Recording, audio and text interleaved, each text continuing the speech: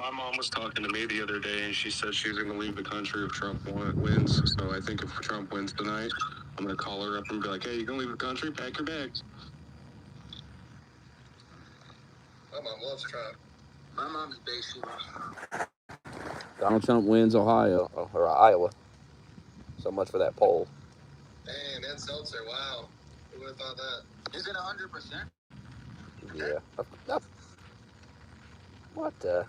Yeah, projected to win Iowa. That's of course he was going to win that. Come on. It should be working on y'all, don't it? That propaganda be working on you. I mean, like, I'm happy Trump's winning right now, but I'm still skeptical. Because if you remember last year, in 2020, it was just like this. Trump was dominating.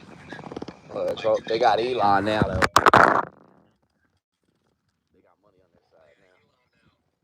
Elon ain't letting it go. They ain't getting away with it this time.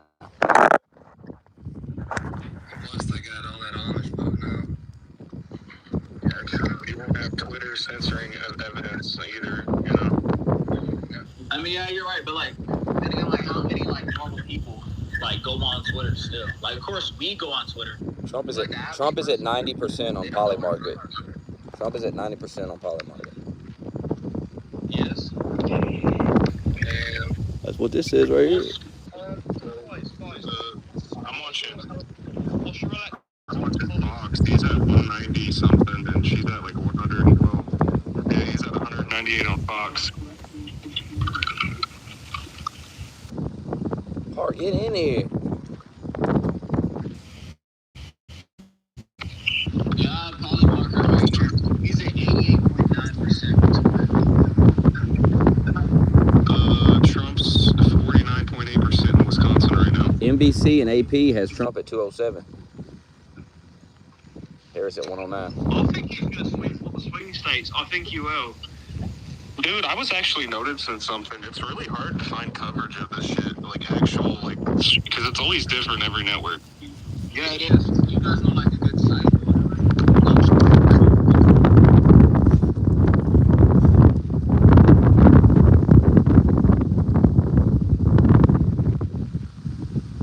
God, Brock's such a fucking loser.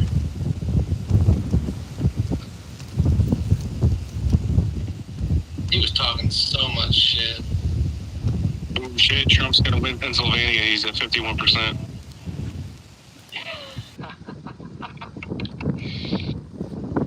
And Biden is last. Actually, no, Pennsylvania. Biden is sleeping. Pennsylvania is what makes the election. They got Trump at 246. Who? What's Cindy? I don't know. I kind of feel like when you let other people fuck your wife, you kind of lose all credibility on the internet, you know? Yeah. Call Georgia. I knew he was going to Georgia, though. I mean, you can say what you want at that point, but as soon as you let somebody else's penis go into your wife, I feel like you lose all credibility. I mean, I was on some major cuck shit, because, like, I saw a video, she was dancing with that dude, but right everybody's seen that clip. I think the issue is that, like, Destiny poses a lot of arguments, and I think the issue is that everybody uses, oh yeah, we let other men fuck she voted your for Trump. Nobody actually Anna Kasparian voted Trump in secret. 100%. Huh? Anna Kasparian from the Young Turks, she voted Trump. 100% she voted Trump. Oh yeah, 100%. She just won't say it. Just to piss them off. She just won't say it. Anna Kasparian voted Trump, did you just say? I guarantee she voted Trump. Well, shit, they're saying it's going to be a Republican trifecta. She definitely didn't vote Kamala. She was been going on Democrats. Some homeless dude went up in the street and humped her and shit. Some homeless addict tried to rape her in the street.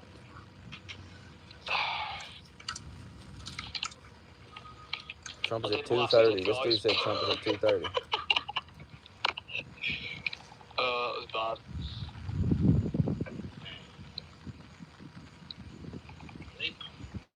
I'll tell you what, I know the Republicans need to prepare for 2028 because they're only going to have 4 years. They already got J.D. Vance lined up. J.D. Vance, that's why J.D. Vance went on Rogan and shit. All they got to do is deliver if they win. That's it. It's locked. Yeah, that's all they got to do. Hard.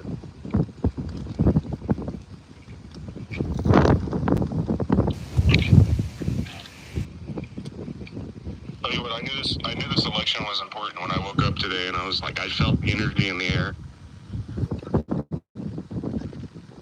How was it when you were going up to the polling booths, etc.? How was the energy there? A bunch of women, and from what people were talking about outside, most of them were, voting for abortion because, I live in Illinois. It's a blue state. No surprise there. But it was actually pretty close this election. If you look at the state, we had 198,000 dumbasses vote for RFK, even though he wasn't even, dude. How many? I can't. Like, I was reading something, like, when it popped up on the thing, I'll have to go back and look to make sure, but it was like 198,000 or 132,000 people voted for RFK, and I'm sitting there and I'm like, why not just vote for Trump? He's in his fucking cabinet.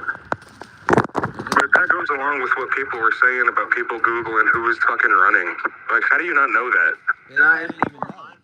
I know somebody personally who was an They just saw his name on the ballot and they was like, all right, vote for him. I'll be back. I know somebody personally who was an RFK supporter. And then once he went up with Trump, he just turned on him. He said, no, I'm not voting for Trump. I'm voting for Trump. Although the first place turned me away from voting for some reason. I didn't even have anything political. They were like, oh, we're just not doing voting at this time. And I'm like, what the fuck do you mean? And Virginia, it's close. 49.3% Kamala, 49.1% Trump. When Trump got Arizona. No fucking way, is he? He got Arizona 49.7%. He won that shit, or it's still going. Oh, he's up by 0.2%. I read that wrong. I thought it had the little check mark next to it. No, it's 49% reporting. Ready stopped reporting in Georgia. It's been at 88% for like an hour. They're flashing that shit so fast I can barely read it in time, keep track of it. So, is the electoral poll the most accurate as of now? What'd you say? I said, is the Atlas Intel poll the most accurate one? I couldn't say. Seems like it. Why it takes like a week or something to count them? In Poland, it's 6 hours. Like the polling station. Yeah, I'm just on Google. And I just typed in live voting results, and they have the whole map. They have all the reporting. It's live. It just updates every like couple minutes. It's not about technology. They You want can go to each state, see what the margin is. They want to keep and use their chance for the 7 days to work on the results. It's to beat the ring. Not this time. So I'm very happy that I'm here because I was elected twice as a member of the Polish Parliament and twice to the European Parliament. At the moment, I am a congressman for the Europe, right? And European Union is falling. And this man can stop this. All this crap, leftists, like gender, like LGBT madness ideology. I don't care who you are, I don't care who you love. Go away, do not touch our children. Is that right? We don't care. It's like, I really like this movement. Now, during this campaign, I'm gay, not stupid. You know what I mean? We don't care who you sleep with, who you love, but do not come close to our children. And whatever happens in America, it happens in European Union 6 months later. So I know if he will stop this, and he says, I'm gonna stop this transition, craziness and madness. Right now, Trump's leading 6 of the 7 battleground states. It will be stopped in Europe. So what is this election about? For you Americans, it's about your family budget, inflation, World War III. It's about all of us. But there is a common ground between America and Europe, like family values, family safety, children's safety. World War III is one of the subjects. We want peace. And he promised to stop World War III.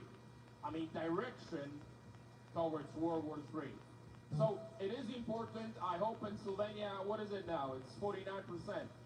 If he takes Pennsylvania, we can open some nice bottle of some nice drink. So I'm happy to be here with you. Patrick. I love it. By the way, just so you guys know, very soon Dominic could be the Prime Minister of Poland. There's two names. He is either one or two of people that want him to be the Prime Minister, so we may be seeing a Prime Minister of him being a leader of the country. How many guys would like to see that take place? Fully qualified to do something like that. So, I asked this question earlier,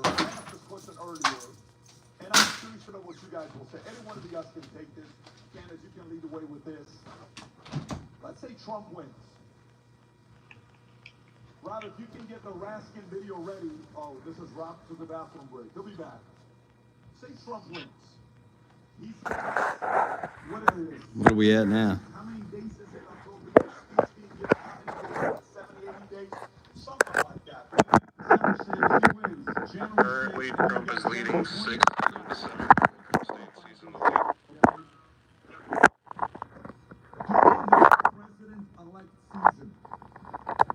During the president-elect season, phase 1, right, he won. Phase 2, during that 75 days, what can they do to not make it official? What games can they play? By the way, a very weird situation that Tikram brought up earlier when we were talking. He said, well, Stanley say he's not leaving, and all of a sudden, during the president-elect season, story comes out, Biden is sick. Some happens to Biden. You're worried about Trump getting assassinated. What if Biden gets assassinated at that time? The attempt. Kamala becomes president. I'm just thinking bro, about turn how that clown would off. want to take you down. What can Talking about Biden getting those assassinated. 75 days until he is finally putting his hand on the Bible for the second time, and everybody knows he's the president. Do you worry anything can happen during those 75 days? Candace or Dave, either one of you guys can take that.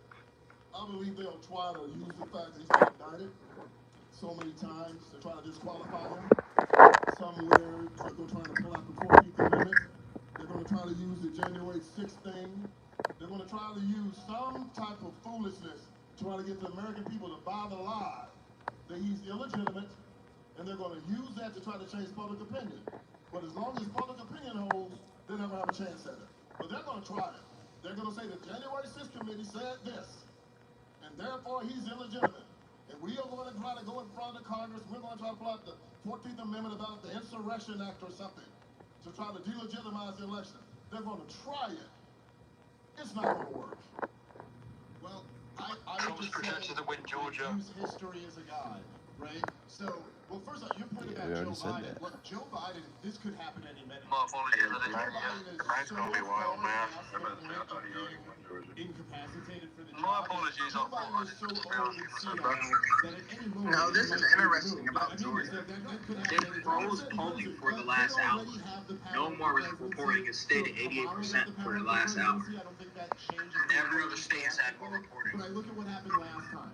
When he won the election in 2016, Well, didn't Kamala lose, essentially what they did, right, was that, I mean, they have been spying on his campaign the whole time. They ramped up the investigation, and then they swarmed him with these all the people who double-crossed Donald Trump, all of the awful appointments that he put in.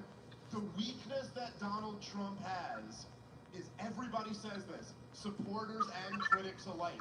He's very subject to flattery. Donald Trump is an egomaniac, and if you Trump's tell at him how 207. great he is, he loves you. And so what you're going to see is a bunch of What's metal coming around? troopers attacking 91. Donald Trump, and then you're going to see a bunch of people like Pompeo, Trump's at who is 210. Cheney's pick for defense secretary, going up and He's got- bragging about how loyal he What's is our to actual Donald electoral Trump, college and telling prediction, Donald though? Is Trump it how 300, awesome he is. 400 So with a margin? everybody who's a Trump supporter, it's our job from now, assuming he wins till January 20th, to make it clear that we Decimation. do not support Donald Trump putting any neocon war hawks in his cabinet at all. No, it's over for it. I'm hoping so anyway. I 1000% agree. I think they already have their option B ready to go, which is an infiltration of the Trump campaign, this populist movement. I have been genuinely shocked at how accepting he has been of the never Trumpers, and this idea is that it's unity. No, they weren't with you in 2016. They weren't with you in 2020. They weren't with you in 2024. They were with DeSantis. And then at the very end, they're like, oh, never mind, we're with you. And he suddenly... Sorry, Trump is up in Michigan right now. Sorry, did you say that again? And I think it is an insult, genuinely. It is an insult. So, I mean, like... I could name a ton of people, but I'll let Dave do that. Two boys. Box just updated. Trump's at 210. Kamala's at 112. Is that all it takes? Is just a little bit of flattery? Like, they've been against you. They literally, these people were willing to have Hillary Clinton be the president of the United States rather than take a chance on you, and they never changed. Not one bit. Not when you were president, they kept attacking you. And suddenly when they realize you are the option, they go, oh, we actually like you. We're going to throw some money your way. And you see Trump, he's so trusting and accepting. He's like, oh, I'm bringing people together. I don't trust that. I just do not trust that. And so my concern is that this populist movement dies, the tombstone of it will read, flattery will get you everywhere, right? Because it's clearly brought them back into the circle, and I'm worried that he's going to have these people giving him advice. Put this person in the cabinet, put this person in the cabinet. What you're going to have is essentially Liz Cheney's dream cabinet. So that's my fear. Now the guard against that is we get him over the finish line. Precedor's back on stream and he's like MAGA election night mayhem. So I'm still optimistic. We just have to be vocal that we're not going to accept neocons and never Trumpers running the Trump show. That's going to be a legendary stream. Here's what I would say. When is the part versus El Presidor coming? That's what needs to happen.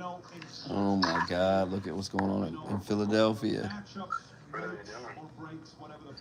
There's 56% of the vote in. Democrats only got 307,000 of it.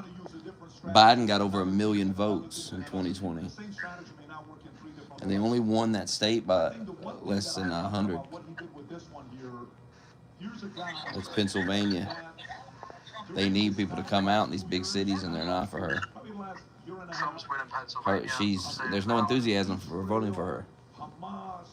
Oh my God, Israel owns him, Muslims own him, this person's this, he's a Muslim, he's a this, all of the stuff that went up, inflation went very high the last 12 months. I think we all know what we're talking about. We saw this, it was everywhere. So, you got two people on how to handle the situation. Trump got Kansas. Kamala fumbled it. Yeah. Kamala went and told Muslims one thing. He won Kansas by 13%. Another thing, so embarrassing that CNN had to show.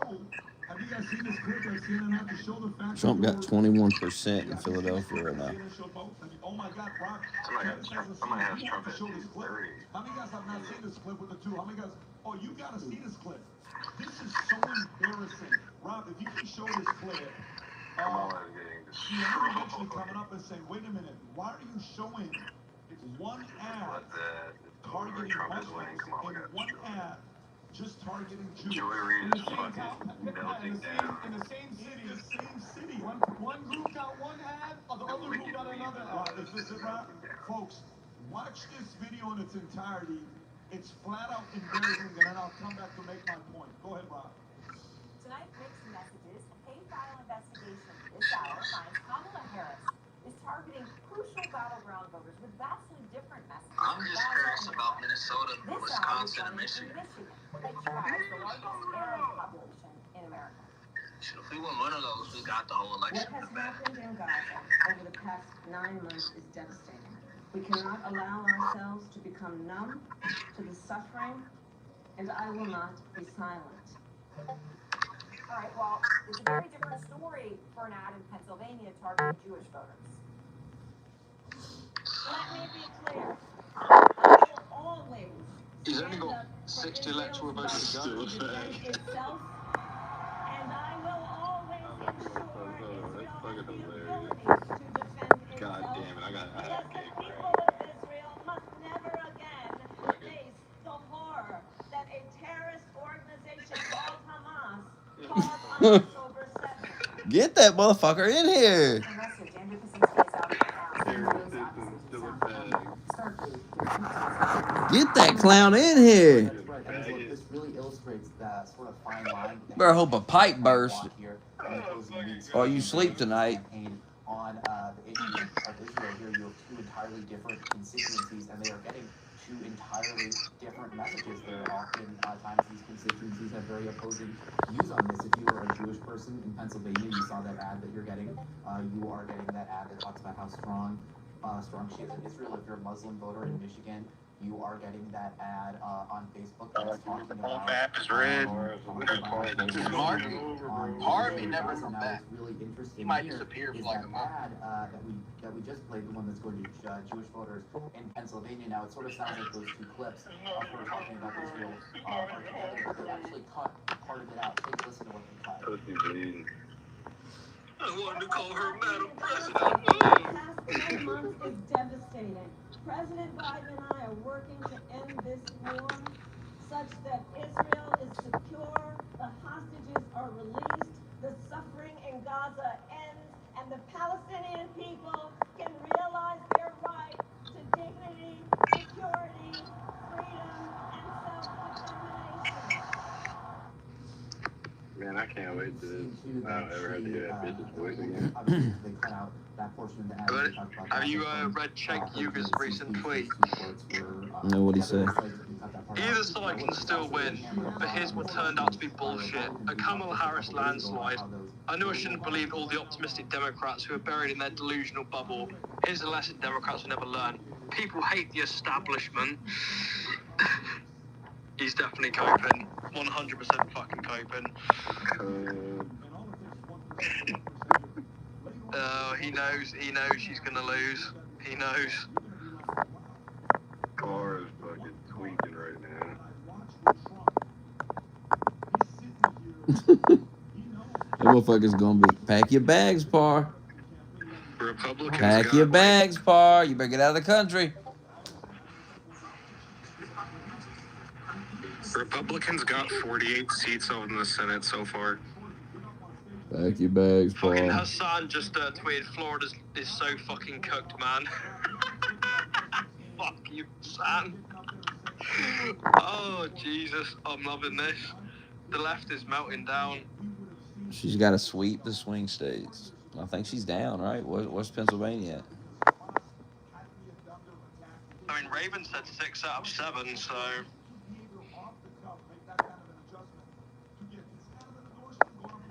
New York Times, look at end wokeness. New York Times says Trump has an 88% chance to win the election. Trump, the estimate is that Trump wins 297 electoral votes. Harris 241.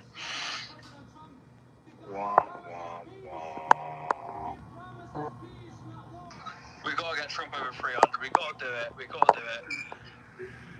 It'd be a big fuck you to the establishment. Par's going to the MAGA camps. Let's go. And somebody we have to escort into the camps. It's going to be reprogrammed. Him and Julie. The re-education camp. Re-education, Par. Julie might get deported. Well, worst case scenario, Kamala does win somehow. Republicans have the House and the Senate. So good luck getting any policy through.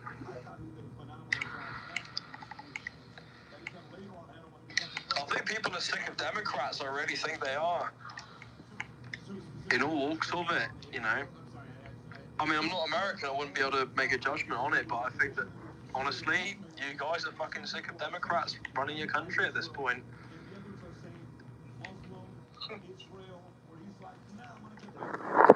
Don't think about it too much. I actually think at the end of the day, when you end up rebuilding or recreating the Weimar Republic, you can't get mad when somebody with a little bit of authoritativeness kind of comes up to try and clean house. It's true. But over soon. Be over soon, Par. Didn't Parr bet $500 to somebody? I think Parr's about to be down. Yeah, he owes me $500 when Trump wins. He bet 500 that Trump would You're win. right about that. About Kamala would win. I'm fucking dead. What a fucking idiot. Now he's down 500. And he's getting made He fun owes of. me $500. You better hope she Yeah, wins. we ain't gonna let him forget about that. He's currently leading the popular vote. I said Trump will win the popular vote. Over this campaign and his 4 years in office, and the campaign leading up to it.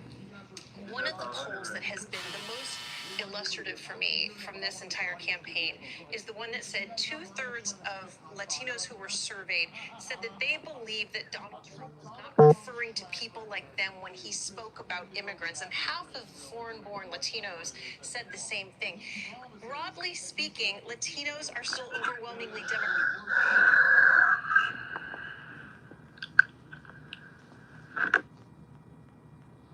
Tune into CBS. They sold out their credibility for Kamala. Elon Musk just tweeted out game, set, and match. They hear him on the economy. That's their message from him. All right, when we return, poll closings Till that pipe burst at 3 in the morning. California and its 54 electoral votes. Then they're going to court. 79 days of hell. It's tomorrow. It begins tomorrow. Everybody's saying. As of 5 minutes ago, according to leading report, Trump has a 63% chance to flip Wisconsin, according to DDA.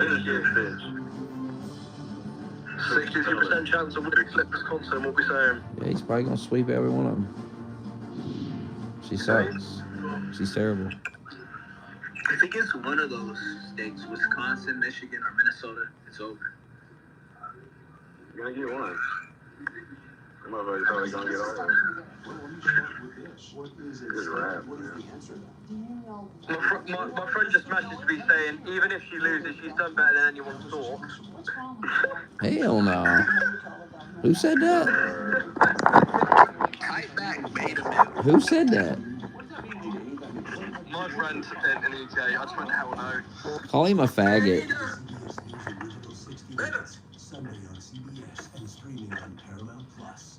There's no more New York City is receiving record numbers of migrants. You know, it would be funny as hell if Tulsi Gabbard becomes the first female president. CBS reports goes inside a crisis. Cities and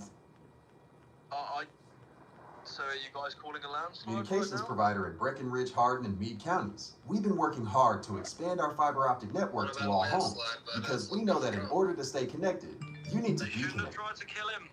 They shouldn't have tried to fucking kill him. this week, 4 families shattered. There's no physical evidence. The mystery would haunt investigators for years. There's some questions that have to be asked and need to be answered. Like a John Grisham novel. A gripping true crime legend. 48 hours. News just in, 1 minute ago. The New York Times now shows Trump as an 87% chance to win the presidency. Superstar approaching, superstar approaching. I want to make sure that my voice is heard, but also lift up other voices. Electoral college estimates 298 Trump, 240 Harris. We'll see you 7 o'clock sharp. Thinking back, I think Biden did sabotage Kamala, like doing that garbage comment. Oh, of course he did. Of course he fucking did. I'm Lindsay Reiser at the CBS Broadcast Center in New York with coverage of CBS News America Decides. Most voters in Arizona cast ballots by mail, and election officials estimate that results could take about 2 weeks to finalize this year. The state's most populous county, Maricopa, has one of the largest 2 voting weeks. They're already setting it up. in the country, with roughly 2 weeks to steal it. register this election. Let's get more from CBS's Chris Van Cleve in Phoenix. Chris, good to see you. What can you tell us about the early vote? I don't care if they Of those 2.6 million registered voters, we have returns of more than 1. It does not take 2 weeks to certify an election. I don't care how many people live in your country. These were ballots that were returned well in advance. Those tend to lean Democratic, and that's what these are showing. We expect several of the races to tighten up as more and more of the votes come in, particularly the day of voting, which tends to lean Republican. Chris, there's also an abortion ballot measure voters are deciding. What can you tell us? Yeah, so in early voting, that is passing by a 2/3 margin. We spoke with the supporters of that measure. It would codify abortion as a right in the state constitution. They feel very, very optimistic based on these first returns that this is going to pass here in Arizona. Interestingly, though, we talked to Congressman David Schweikert's team. He's a very pro-life Republican. There's been a lot of talk about whether that would make him more vulnerable. His team believes this allows Republicans to vote their conscience and vote their party and re-elect him in District 1. So that's one of the races we're watching, because that, in theory, should be a very close race. How about the Senate race? How's that shaping up? Well, right now, CBS has it leaning Ruben Gallego, the Democratic challenger, over Carrie Lake, who is a local television news anchor, well known here. She ran for governor unsuccessfully 2 years ago, but we also expect that margin to tighten up as more votes come in. But right now, CBS News has that leaning as a Democratic hold. Chris, any of your sources there saying when we might know result of some of these big races, including the presidential race in Arizona? It really comes down to how close they are, Lindsay. If it's a very, very close race like it was in 2020, it could be several days. If we're talking about several percentage points difference, we could know that perhaps as soon as tomorrow. But it's unusual that we know them that quickly anymore. Dude, that blue Chris wall Van got Cleveland, torn the Phoenix, fuck thank down. you so much. Polls are scheduled to close in 4 I just more seen western fucking states at the Robert top Wright of the tweet. hour. California, Anyone know who Idaho, Robert Wright Oregon, is? and Washington. You're watching America Decides. Don't be alarmed by Trump taking early lead in the electoral Warning, vote a count. We visit knew with the Kentucky, Reagans West at Virginia, and other Carter's deep red house, states would be plus the first affairs people of to state hang with in the there. diplomat, And it was still and light of votes to praise say and that. cookies. They're already coping.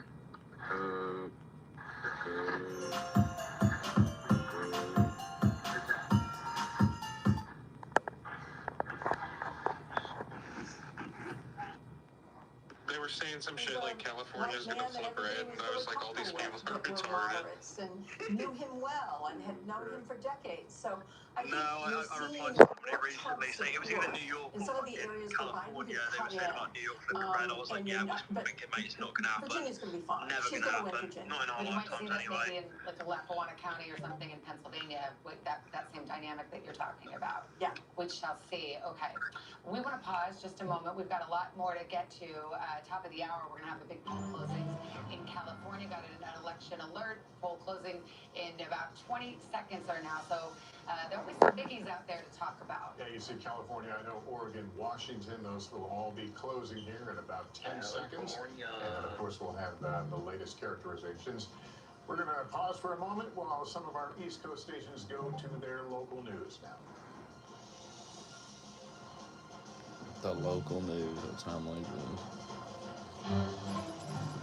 And welcome back at the top of the hour, 11 o'clock hour here in the East. NBC News can project that Kamala Harris will win in the state of California. 54 electoral votes. In the state of Idaho, NBC News projects Donald Trump will win and take those 4 electoral votes in Idaho. Here's the map where it moves in the road to 270. Donald Trump at 214. Harris now with 145. So things certainly becoming a little more interesting as the evening progresses. Okay, for the 11 o'clock poll closing. Dude, she lost to Jill fucking Stein in that Muslim district Now let's go to our battleground. in Michigan. Jill Stein, T West. There you go, T West. There's your victory. She defeated Harris. 293 for Stein, 81 for Harris. In Wisconsin, it is too close to call. You knew it would be a tight election. The polls all showed it, and that's certainly being borne out tonight. 60% of the vote in there. In Georgia, it is too close to call. Getting closer to that final number there, but we're still, the margins are just too close to make a call on that. NBC still hasn't called Georgia. Still haven't called North Carolina either. Vote there. In Arizona, let's go out west. We've got 2 battlegrounds out west. We've got Arizona and Nevada. Polls North Carolina's just been hours won, ago. 2 hours for Arizona. Last hour Some people are calling it, but NBC ain't. To call. And Tom Young is over at the board. And we talk about Arizona. We haven't given it due tonight in Maricopa County. And don't forget, the great county of Pima County, home to Tucson, Arizona. And give some credit to Arizona. Already 50% of the vote is in. I mean, they're doing their job. No, because Georgia was Biden won Georgia, and we're going to be watching here. he's going to win about Georgia. 60% of the vote in the state of Arizona. So important. If you want to win Arizona, you got to win Maricopa. You can see Trump won it in 2016. Biden won it in 2020. Tonight, 50% in. Kamala Harris is on top right now.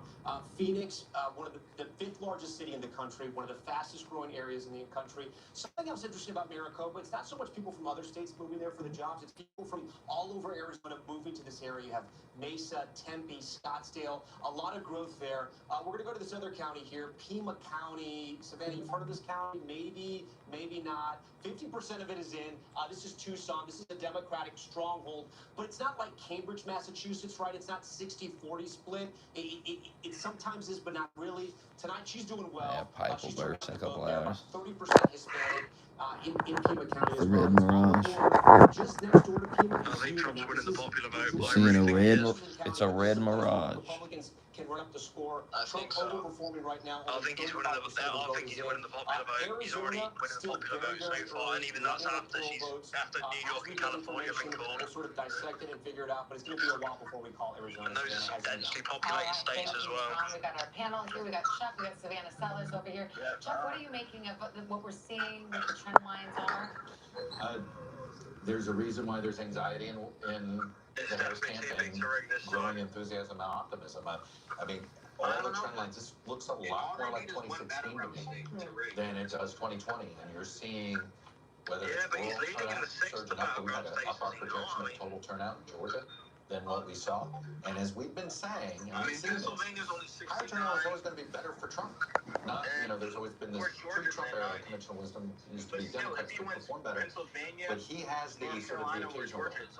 And it looks like, and we're actually even seeing evidence of what I call these shotgun Trump voters. They come in, they vote Trump, and they leave. Because there's about 100,000 vote gap. I mean, the Democratic Senate candidates in the blue wall are all in better shape right now than Harris. And did Republicans crack the code of early voting and finally glomming onto that, even though Donald Trump is setting a separate message? Well, one might argue now, if you look at the 3 Trump elections, 1, he obsessively made sure people didn't vote early. 2, he didn't. One is at 16, and then it's this one. So you may be onto something, but I do think the bigger story is their ability to expand the electorate. He used to have a ceiling of about 47, 48. That's not the case tonight. He expanded it another point or 2. That's significant. As we know, in a razor-thin environment, even if you're just adding 50,000 to your voter rolls, well, that's the difference between winning and losing. Half the blue wall. I heard your Dallas Cowboys thing. I mean, there you go, right? I mean, do it again? Yeah. Trump's up 2% in Wisconsin and 3% in Michigan. You don't want to have losing team. Yeah. Oh my God.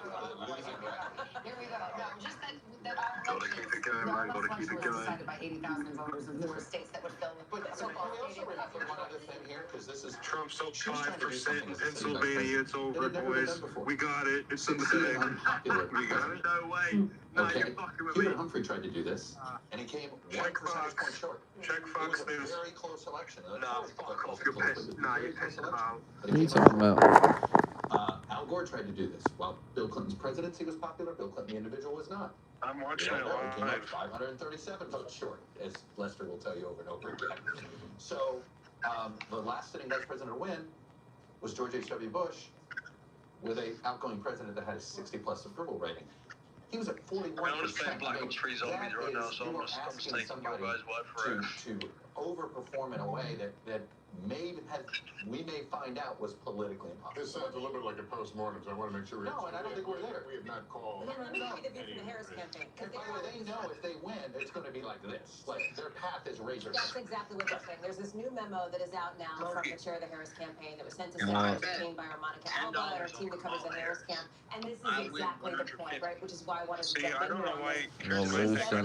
it's taking them so long to count the last 2 ballots. It's taking them way too long. So I'm wondering, like, should I put at least this $10? They knew it was going to be blue wall. Just the betting that the Democrats This is what they're going to say, but they say betting they're that this still country feeling is good about hard. Pennsylvania, overperforming turnout in Philadelphia and some of these areas. I mean, In just do Michigan, it they say anyway. there's I mean, still a the lot of votes votes are to come losing in. is In $10. Wisconsin, Just there's do it still a lot of anyway. vote remaining. Yeah, I think so. General Mally Dillon says in this memo, we've been saying for weeks this race may not be called tonight. Go ahead. If she wins, at least you've got $150 to prepare yourself for your financial crisis that'll be coming in the near future. That's just what I'd say. Here's where there's the breakdown right now. 220,000 vote difference, 45% of the vote in Exactly, yeah, do it. projected winner there. Get Smokey's fucking raps on, mate. There on the screen, 214 for Donald Trump, Harris with 153. The Don't big this prize motherfucker is from still being no poor call. 24/7. Continue to wait. Interesting that that memo is focusing on the blue wall. That's all but saying they're not expecting a North Carolina victory or Georgia or... Those are two states. I'm just looking at this on my computer. I don't see either of those two states mentioned here. They do talk about Nevada and Arizona. It's going to be a bit, but the bottom line is they feel like this race is not going to come into focus until the early morning hours. The fascinating thing about what Hallie just read, Chuck says this feels like 2016. That's almost verbatim a memo that we got in 2016 saying we're focused on the blue wall, everyone's focused on the blue wall, no one panic. And this, we have a lot more vote to count. So I want to be very cautious in saying this, but tonally it is fascinating that that is the message that they're Well, not for nothing. They did their last rally, Kamala Harris in Philadelphia on the eve of the election. All she did was focus on Which is exactly what... They had their eye on the ball. I mean, you can't say, right, they didn't do that in 2016, right? She was doing Arizona, she was doing Texas, and she So the night before was in Philly. True, but they sort of didn't do the blue one. To their credit, I mean, she lived in Pennsylvania, but I'll tell you this. We'll see. There's probably a lot of people wondering, who should be the running mate? Who should be on this Democratic ticket? We had that discussion, but some people will... If she It'll be- loses Pennsylvania, there'll be a lot And of... if that's the only state, right? That'll be the hammer. Because Josh Shapiro is a very popular Democratic governor who was on the short list for vice president. Let's bring Savannah Sellers into this. I prayed What are to you God reading for out of the last polls? week Are you that Trump seeing any would win. trend lines? I know you've got your brief. You really I look hope my at prayers voters come and you've got true. your finger on the pulse there. What stands out? Absolutely. I'll start with some numbers and then give you some anecdotal information. First, let's talk about first-time voters. This is not just young voters, but that's 57% of these first-time voters are under the age of 30. They are breaking for Trump. That is a major reversal from 2020. 53% for Trump right now, 46% for Harris. Back in 2020, 64% went for Biden. Something that I've been tracking, and I've been even watching it tonight on apps like TikTok, on apps like Instagram, when you just talk about like who's popular, who do people like? The Harris campaign had such a robust internal social media play. They had this team of 20-somethings. They had very little oversight. They were allowed to kind of post what they wanted, react in real time to trends, to the news cycle. We The Trump remember Brat campaign- Summer and the whole Brat They theme. co-opted that immediately, exactly, which by the way is a compliment to say Brat now. But for the former president, there wasn't so much going on internally. It was not as robust. He had this sort of grassroots organic catch-on TikTok. I heard so many young people say to me in a positive way also, he is a meme. His things travel far. It's objectively funny when you see this information. So many young people, therefore, on these apps were served content straight from and straight about the former president. And we are hearing so much right now. I'm hearing that in lines in Arizona. Gotti was mentioning that earlier. It's so much. It was because I heard him on a podcast. It was because of this thing I saw on TikTok. I also heard from a voter in almost every single swing state and multiple in several of them, including Pennsylvania, voters who were eligible in this age group to vote in 2020 did not. And they came out tonight to vote for the former I'd be president. so interested. He's winning the youth vote in these exit polls. I'd be He led a good fascinated to campaign. see what the gender breakdown is there too, because this poll with young men, and that was a concerted effort by the Trump campaign, and the Joe Rogan and the bro wave. It I have seems to two be Gen real. Zers, okay? I have one who votes and one who's going to be voting next year. One in each gender.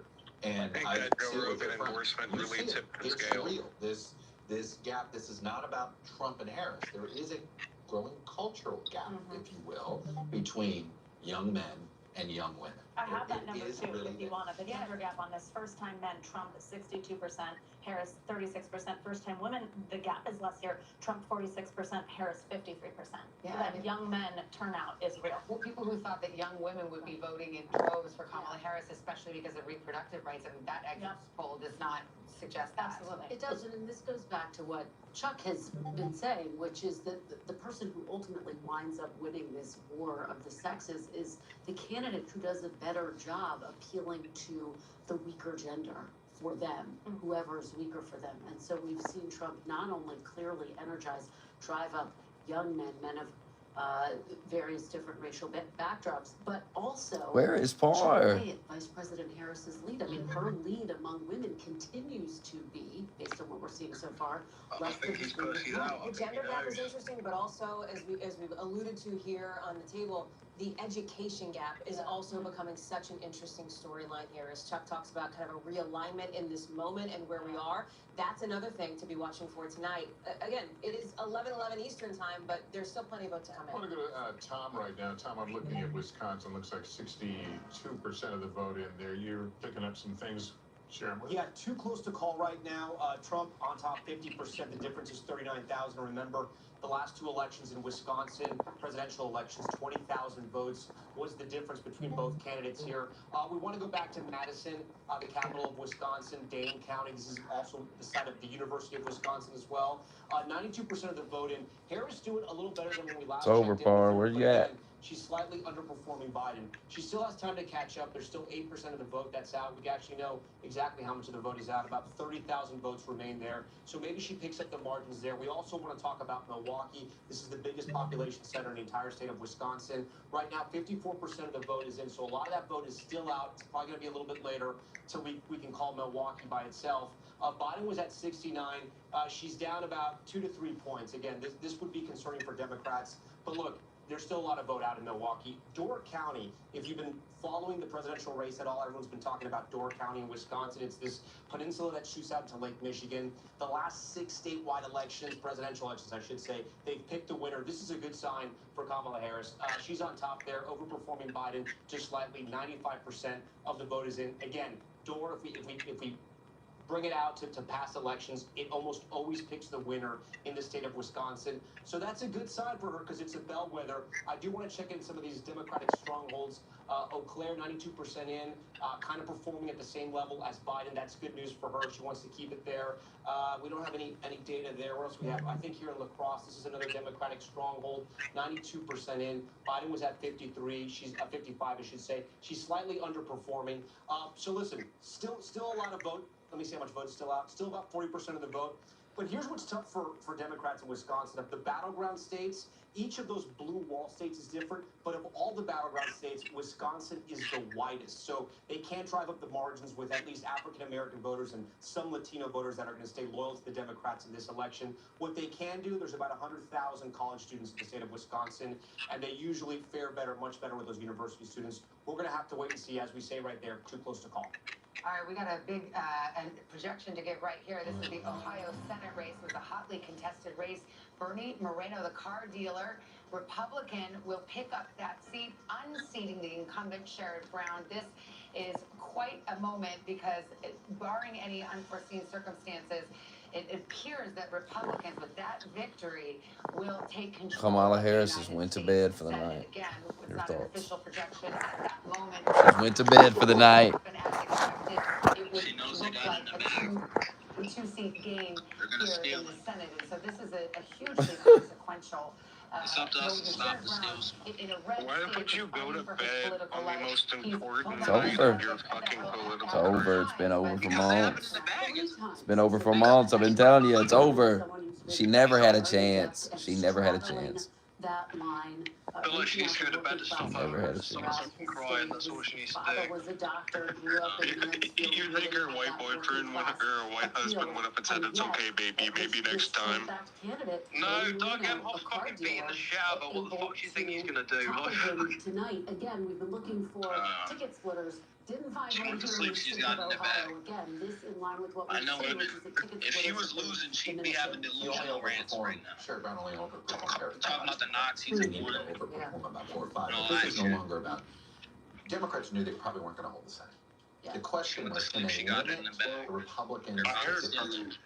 from a couple sources, a lot of people were tired of the Hitler shit. To pick up in the 2026 midterms, but if it gets to 53 or 54, right, which is very possible tonight. I mean, they called it Hitler fatigue.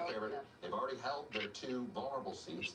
Nebraska's sitting out there, and it really is a coin flip race right now. That's a So unique how's the House situation. and the Senate looking at the moment? But they could get to 53 or 54, which could put the Senate out of reach for Democrats for 4 years. So at this point tonight, It's about whether Democrats can hold enough of their seats this cycle so they actually have a shot at winning back the Senate, can be competitive in 2026. Sherrod Brown way outspent Bernie Moreno in Ohio, too. Just dumped a ton of money, pro-Democratic allies in the state of Ohio. But remember why the Senate matters, not to give a civics lesson here, right? But the Senate can act in some ways as the brakes or the accelerator for whoever ends up in the White House. They can either get a president's policies moving to a degree if the House is the same party, or not, right? And that's what this comes down to here, is how much, if it is Donald Trump in the White House and a Republican Senate, what could they do for his policies? If it is Kamala Harris in the White House and a Republican Senate, how does that interplay work when it comes to some of the issues? I have to say, the House is much more important, though, at this point. If the Democrats are not going to win the White House, they have to have that. I mean, if you win the White House, you want your party to have that. If you're going to not have a chamber, don't have the Senate. It's the House you really worry about, because the House has subpoena power. And so if the House is of the same party, you can navigate Washington a lot easier. The Senate's not easy, but you can find bipartisan coalitions in the Senate. And this is what the House looks like right now. The House, at this point, whoever wins the presidency, you want your party to have, because if you don't, then it's subpoena, and then you can be tied up. Your entire agenda can get tied up. But unlike the Senate, Correct. we're not talking about the House tonight, and almost. No doubt, we might not be talking about the House until we go to Savannah's for Thanksgiving. And even then, it may be the Friday after. At your own risk, I think you all know how I could. But I mean, the House was not expected to track the presidential. And Correct, so the because Senate, of New York and California. Yes, exactly. And we'll be waiting New York and California. Some of these tight races, it could be weeks. It was weeks in 2020. But I mean, the prospect is there. If are we going to have divided government? As Americans have so often chosen divided government, they seem to like it. Chosen or stumbled into it. Yeah. Well, and remember, Democrats only need 4 seats to take back control of the House. And so they like their chances there. What's so interesting is that we're covering all of these various battleground states, Pennsylvania, and all of the blue wall states. The House is really going to be won and fought in New York, in California. So it's a very different terrain, and again, could be over a week, if not longer, before we know it. Let's turn to NBC's Garrett Hage's at Trump headquarters in West Palm Beach, Florida. Garrett, what's the former president doing out? I wonder if there's been any reaction to what appears could be a change of power in the Senate. Not to that specifically, Lester, but let me set the scene for you here, just to get the lay of the land down here in South Florida, because some of this will matter later on tonight, perhaps. We are in West Palm Beach right now at the Convention Center, which is the giant party headquarters media center for the Trump campaign tonight. Donald Trump is across the Intercoastal Waterway at this hour at Mar-a-Lago, his home and private club, where for a portion of the night he was doing, I think, what many people sort of imagine candidates do on election night, meeting with advisors, watching the returns come in, checking the numbers. At some point this evening, according to multiple sources who are there and have laid eyes on him, he has transitioned into essentially party mode already, down in the ballroom at Mar-a-Lago, shaking hands, thanking supporters, participating in the celebration that God, where's Parr? His closest supporters, his family and friends, despite a race that There he is. I'm also told that NBC News can also report that he's in aides and advisors when he might make the trip across the bridge to West Palm Beach to give some form of speech tonight. Now, we've been asking him about this day after You'll day. be banned soon from the internet. Early. Would he rule out the possibility of declaring victory early? We all remember him doing that exactly that in 2020 when so much of the vote remained to be counted. He has refused to take an early declaration of victory off the table. Conversations are underway for him to make some kind of address here tonight. It's over, Parr. Where we are on the path to 270 votes. All right, Garrett, thank you so much. And we're joined now by podcast host John Lovett and Dana Pfeiffer, both White House veterans. I have a strong feeling Trump's going to be the next U.S. president. I have a strong feeling Trump is going to be the next U.S. president. Talking about coming out and saying something. What are you hearing from the Harris campaign? This is over, Parr. Guys, if they want to go, you'll let me know when they're ready. Of course, from Kamala Harris at some point over the course of this evening. No indication. You're on the verge of tears, Parr. That might happen in the course of this hour. No confirmation on that at this time. We'll keep you posted as we know. I will tell you. Parr, on the bright side, your stakes will go down in price. Hey, North Carolina just got called in Trump's favor. O'Malley Dillon, the woman who sorry, bro. in 2020. 2020. This was Census Man, you're mad. of where they are heading into this evening. They expect nothing will be determined until late into the night, and certainly they say they're going to be at this again tomorrow. But as she notes in this memo again, she says Called Georgia for Trump. Always said that the clearest path 98% of the estimated votes are counted. To my knowledge, this might be a little behind. I don't know. She says that we overperformed turnout expectations in Philadelphia and overperformed in our early vote expectations in Bucks County. One of those Hasn't been cool on Impact Day press yet, suburbs that of should be in a Philadelphia. second. She says we don't have election day results from Philadelphia, but we do know that we overperformed turnout expectations there and have seen especially high turnout in places with See, you won't be paying $59.99 for a steak anymore. It's going to be like $39.99. Michigan particularly, they say the city of Detroit won't be reporting out until roughly midnight, but that they have seen strong turnout from early vote and election day voting in other parts of the state. And finally, in Wisconsin, where they're keeping a close eye on that blue wall, that they do not expect complete results from Wisconsin until tomorrow morning between 3 a.m. and 5 a.m. But the biggest takeaway, perhaps, from this memo is the sense that as the chips start falling, God, they get him up 3 points in 3.2 in Pennsylvania, 2.4 Wisconsin. Their best path to victory here, in spite of some numbers that show they still have some ground to make up. There's still a lot of data out there, and that's where, at least according to her memo, which effectively said goodbye to the staff for the night, said we'll do it again late into the night and start again strong in the morning. She went to bed. They are as this night heads toward midnight. All right, Peter, thank you. Now, without further ado, let's She go took her ass to bed for the night. Democrats, John Lewis, again, fight for both White House According to the veterans. And Associated Press. I know you to be a number cruncher, and I wonder what you're thinking about the numbers that you're seeing. You just heard what the Harris campaign is saying, but the vibe check is that this path is narrowing significantly, and that it's blue wall or bust at this point for Kamala Harris. You think she got the same call Hillary did and just took her ass to bed? Like, no, I can't deal with it. In rural counties, and Harris is overperforming in suburban counties. And what is going to be the deciding factor here is primarily going to be what is the turnout and the vote margins coming out of Milwaukee, Philadelphia, and Detroit. And if they are what we think they are, then she has a very clear, albeit narrow, but clear path through the next 30 minutes.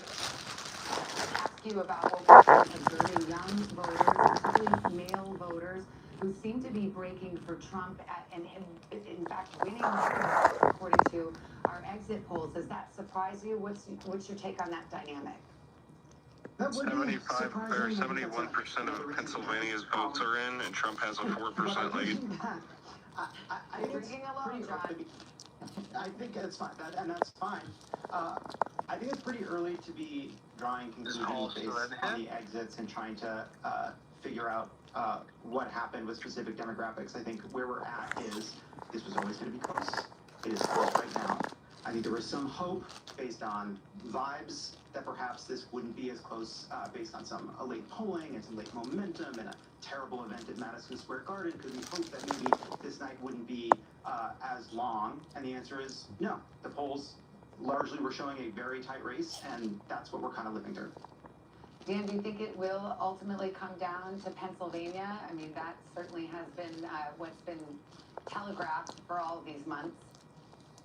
It's the essential state, because if Georgia and North Carolina, she does not win, and there's still a lot of outstanding vote in Georgia, it's once again a narrow path, but if those do not end up in our column, there is no math without Pennsylvania. You can replace Wisconsin with Arizona, you can replace Michigan with Arizona and Wisconsin, but you need Pennsylvania, and so it will come down to Pennsylvania.